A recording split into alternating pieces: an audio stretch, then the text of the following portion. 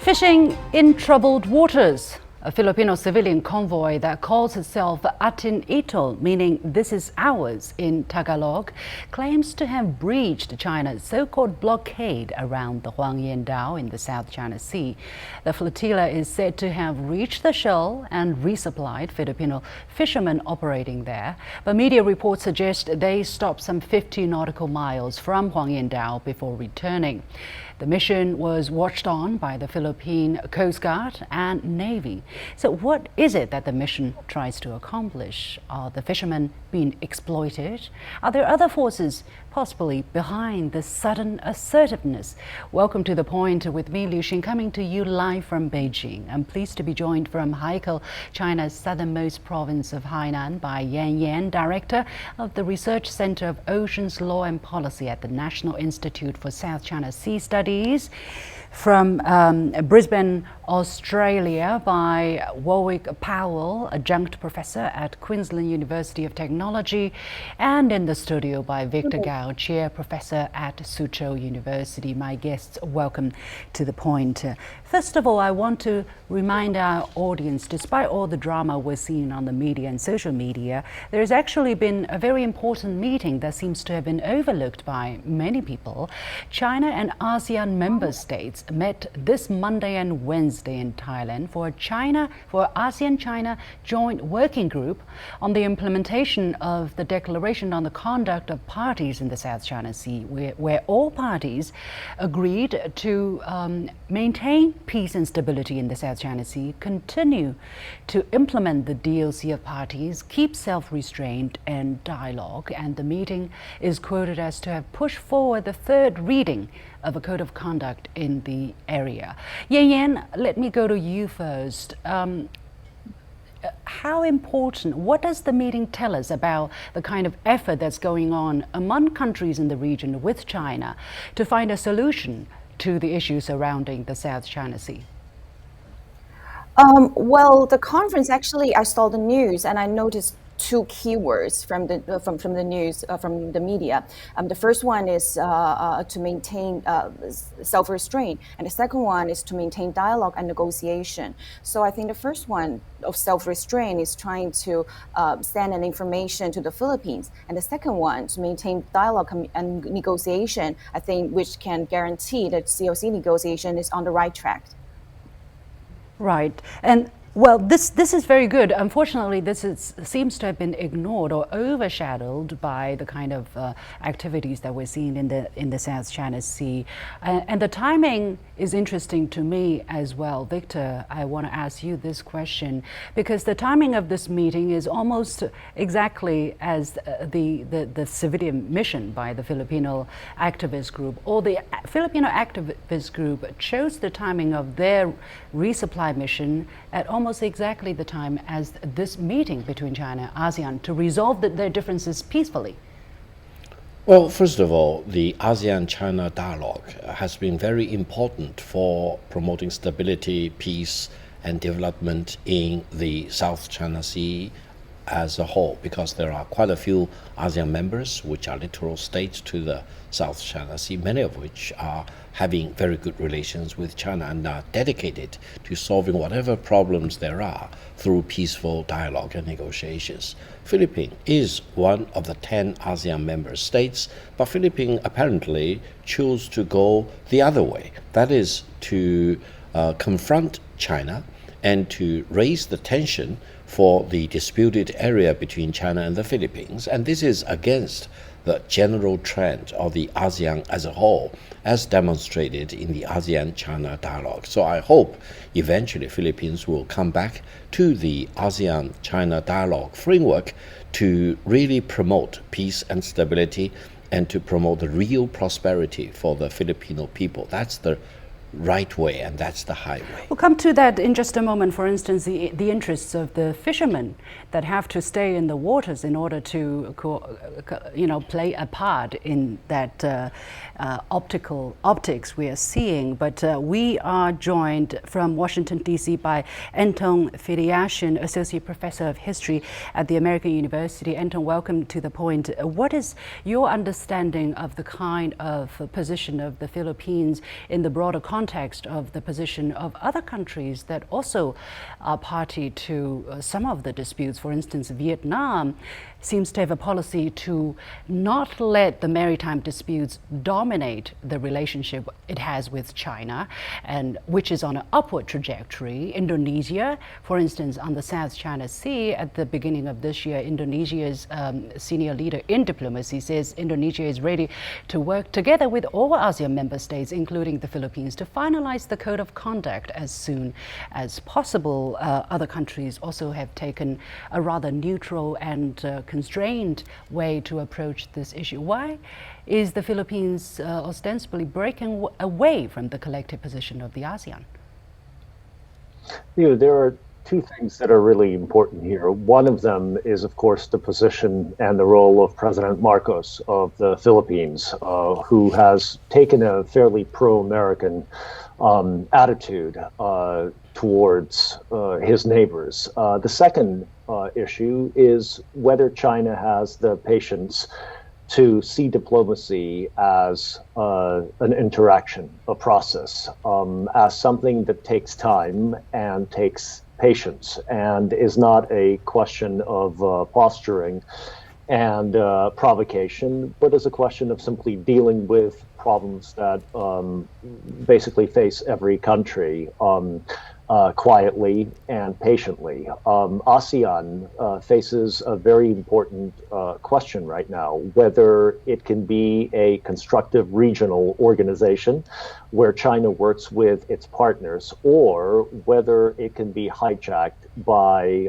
other Pacific powers, and whether it can be used, or at least some of its members can be used to provoke China or any of the other Pacific powers into some sort of conflict that can then be turned into a proxy war, such as what's going on the other side of Eurasia right now. So far, the Chinese have played their cards very intelligently, calmly, and patiently, and that's, after all, the essence of wise diplomacy. I have a sense that ASEAN will not let this get out of hand, because it seems like the majority of its members understand that a sharpening of the standoff over islands, territorial waters, is simply in no one's interest.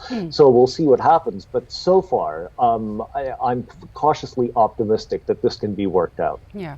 Well, you were talking about other forces, other other Pacific powers, and not in the interest of everybody, but probably in the interest of some countries which are not directly bordering the South China Sea, and I'm talking about the United States. And we have some historical context here, because the Huangyan Dao is part of disputed features in the South China Sea that also includes, for instance, the Nansha Qingdao, or in English, the Spratlers. And from a look at the U.S. State Department archive, we can find that the Secretary of State of the United States back then wrote to the U.S. Embassy in Manila in 1947 that the Spratly Islands, or Nansha, which were occupied by France in 1933, were seized by the Japanese and annexed in 1939. With the end of the war, the French and the Chinese have again reasserted their claim to the islands. It is difficult to see exactly where the Philippines fit into the picture. That's what their position on the Philippines claim it was. Then a few years later, in 1956, then Under Secretary of State Robert Murphy wrote that the United States has not taken any position on the validity of the claims now in existence, nor has it expressed an opinion on the present Philippine activity in the area. It is possible, however, that future developments might make it advisable to modify this position in order to keep these islands out of communist hands and under the control of a reliable and competent friendly power. Warwick, what do these archives tell us about the U.S. position, whether it was weighing international law or geopolitics? Well, I think it speaks directly to the role of geopolitics in America's actions, particularly in this part of the world of late. What we're witnessing at the moment is the triumph of a spectacle over substance. The fact of the matter is, the region has a long history of actually navigating complex border relationships and interaction relationships well before Europeans or Americans came into the area. And we're experiencing at the moment, I guess, an episode of conscious efforts to destabilise multilateral efforts to secure a new détente that works for the countries of the region. So the question that really should be asked is, in whose interests is this instability? And I think it is quite clear that the interest of stability is actually for the countries and the peoples of the region, and it's external forces for whom instability will do the most benefit for. And that's unfortunately where we're at the moment. Another very interesting archive also found in the official archive of the U.S. State Department was a document written in 1956 by the State Department. It says, it seems to be that the United States could profitably encourage Vietnam and the Philippines to effect jointly a procedure which would prevent Chicom occupation or use of the Spratly Group. Chicom was the term the U.S. used to refer to New China back then. Victor, do you think this kind of strategic consideration has altered? How has it shaped U.S. policy till today? Well, first of all, for all the countries in this part of the world, the boundary for the Philippines is actually well defined because there are two big events. One was the Spanish-American War in 1898, and the United States defeated the Spanish Empire, and there was a treaty between the United States and Spain which clearly outlined the boundary of the Philippines. Every inch of land belonging to the Philippines was taken by the United States from the Spanish, meaning every inch of land which the United States did not take from the Spanish in 1898 did not belong to the Philippines. That's number one. Number two was this unconditional surrender of the Japanese fascists in 1945, because Japan grabbed the Philippines from the United States and occupied the Philippines in 1941 to 1945.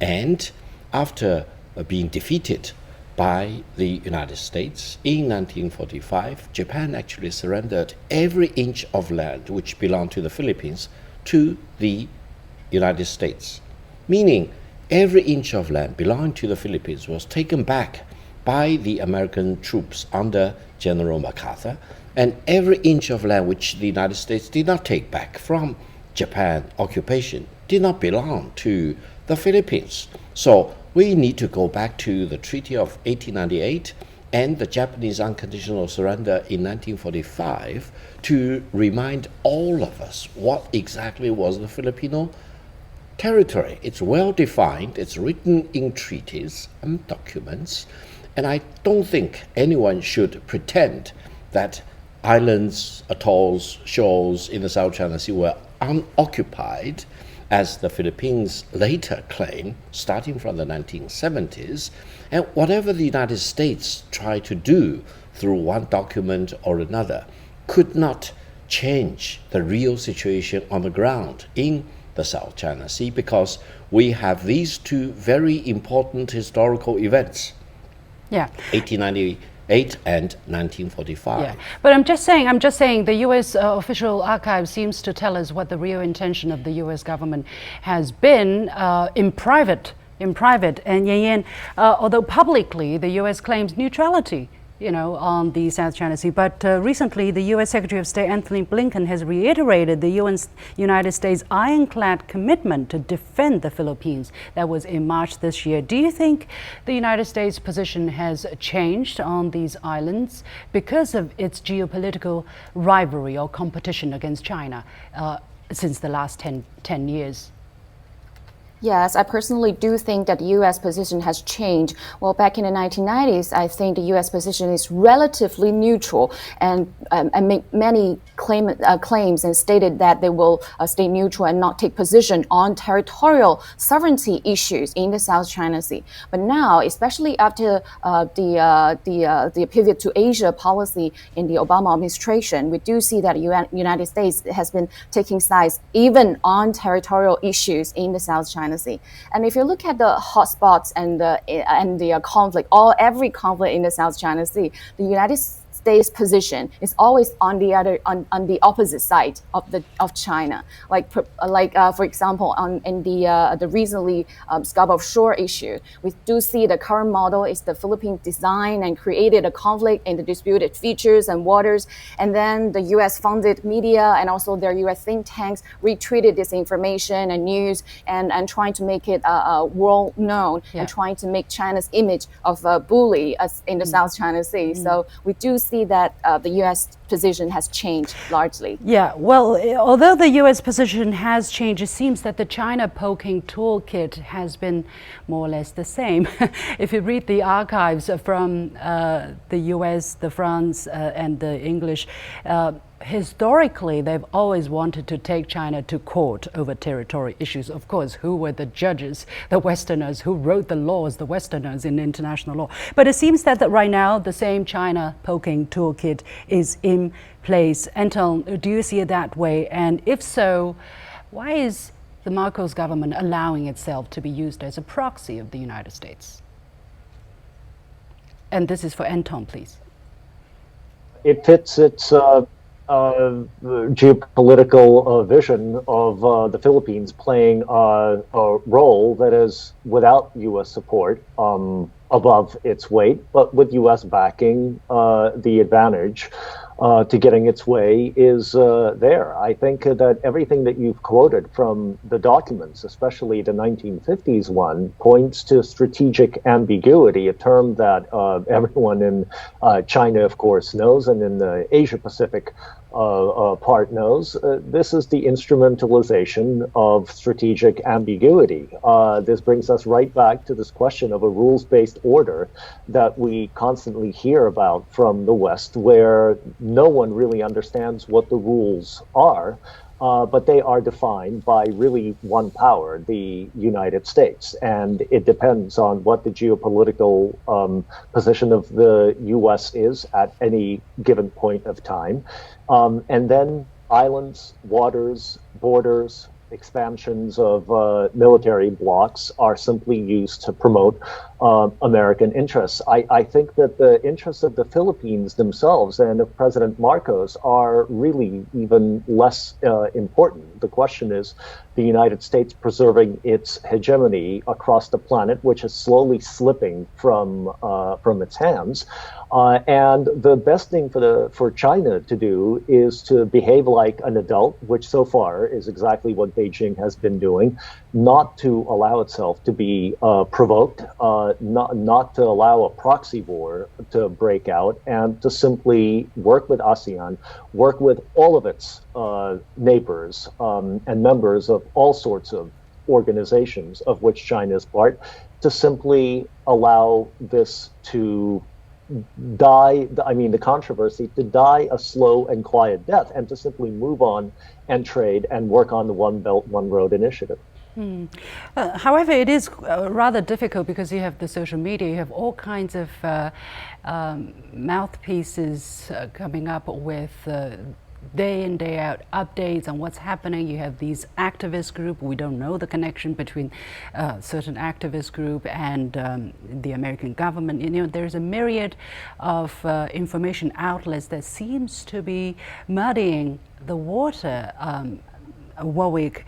And you're seeing the fishermen, you know, the ordinary people seeing civilians ostensibly or apparently being bullied by the big neighbor China. There is the complexity of the issue. What do you think of that? What is happening there? Look, once again, I think the United States is focused on a game plan built around propaganda as it mobilizes, or it seeks to mobilize what it would see as the court of global public opinion to paint a particular picture of the circumstance. But let's put this into historical context as well. Firstly, the entire Pacific Ocean was seen after the Second World War, as Victor mentioned, as America's lake. So what's happening at the moment in terms of the changing balance of power in the Western Pacific is a fundamental challenge to America's own defined sense of destiny and control over this part of the world. I think that that's very important to remember, because even during the period where there was relative calm and relative ambiguity in terms of its posture, its deep underlying position has always been that should there be any challenge to its control and dominance and primacy in this part of Asia and this part of the Pacific, then it would do something about it. And that's exactly what it's doing now. It's pursuing a propaganda-driven proxy building, grooming activity, which unfortunately mirrors the kind of preparation work that the US entertained from the period 2007 through to 2022 in Ukraine. And my fear is that we're going to see a situation where ordinary Filipino people will end up becoming part of to the last Filipino as opposed to the last Ukrainian. Elaborate on that a little bit more, Warwick, because this is not just you, this viewpoint is also shared by some other people who are saying for a smaller country who try to play this game of power, try to leverage two big powers, it's very dangerous. And right now, Ukraine seems to have been sacrificed for the sake of the big power politician. Look, in a multipolar environment, achieving stability and security is in everybody's interests because it provides the environment in which economic development and social progress can take place. But to achieve that, you've got to take into account the interests of all, and that means developing a framework that accepts the indivisibility of security. There's no point trying to pursue this particular issue in a bilateral context when it must be resolved in a multilateral environment. The ASEAN-China dialogue is the key institution through which multipolarity can play its role in the region. The downside of multipolarity is that it is a slower process. Building consensus takes time and effort. And it also requires a level of patience and adult behaviour that enables all parties to have their room and their dignity preserved whilst delicate discussions and negotiations are taking place. If you spend your time playing social media games, the objective isn't to contribute to sustainable peace and stability in a region. Your objective actually is to destabilize a region which is not in the interests of the people of the region. Yeah, you gain clicks. You gain, clicks, but you're not constructive. Whereas the meeting of people sitting down talking to each other is optically very boring. Victor, you wanted to say something? Well, I would say we should not be too agitated about this recent increase of tension initiated by the Philippines against China in the disputed South China Sea. Why? Because purely between China and the Philippines, I think all these disputes could be discussed in peaceful way, in amicable way through diplomacy, etc., as, for example, with the previous Filipino government. Now, Philippines being aided and abetted by the United States, which wants to turn the Philippines into a proxy for a larger geopolitical game plan against China. But that game plan is not going to be dictated by the China-Filipino territorial disputes, because I truly believe between China and the United States, there are other things much more important than this territorial dispute between China and the Philippines that China and the United States need to think about and care about. That means China-US relations have its own logic and its own dynamics. And both countries should avoid war between these two largest economies in the world and should really learn how to calm down and embrace the inevitability of peace between China and the United States. Therefore, I think the situation may continue to worsen for a while between China and the Philippines. China really need to, as the previous panelist mentioned, stay very calm, refuse to be agitated, use reason, use persuasion, urge for diplomacy and negotiation, and try to calm Philippines down. Because the history is well written. The history is not going to be dictated by the United States itself. Of course, you need both hands to make a clap, as the Chinese saying goes. Yan, but China did release videos, for instance, of its maritime police vessels patrolling or near the Huangyan Dao, and China is sending a very strong message. Why is China doing that right ahead of this mission, while China is also calling on restraint and patience? Yes. Well, first of all, I want to follow the previous question and previous comment on the COC, China-ASEAN and China-Philippines relations. Well, I wanted to emphasize one thing, that the COC is not a dispute settlement mechanism. Thus, it cannot solve the sovereignty dispute between China and the Philippines, and also cannot solve the maritime delimitation dispute between the 5 claimant states. And we have to remember that only 4 of the 10 ASEAN countries are claimant states of the territorial sovereignty in the South China Sea. And that's why the Philippines is very clear of that.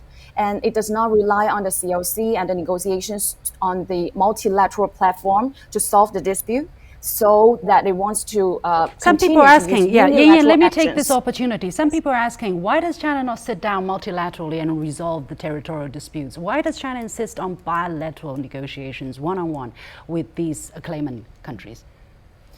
If you look at the disputes in the whole world, territorial dispute and maritime delimitation dispute, it's all between parties of directly involved. Well, of the 10 ASEAN member states, only 4, Philippines, Vietnam, Malaysia, and Brunei, have claimed territorial sovereignty over the features in the South China Sea.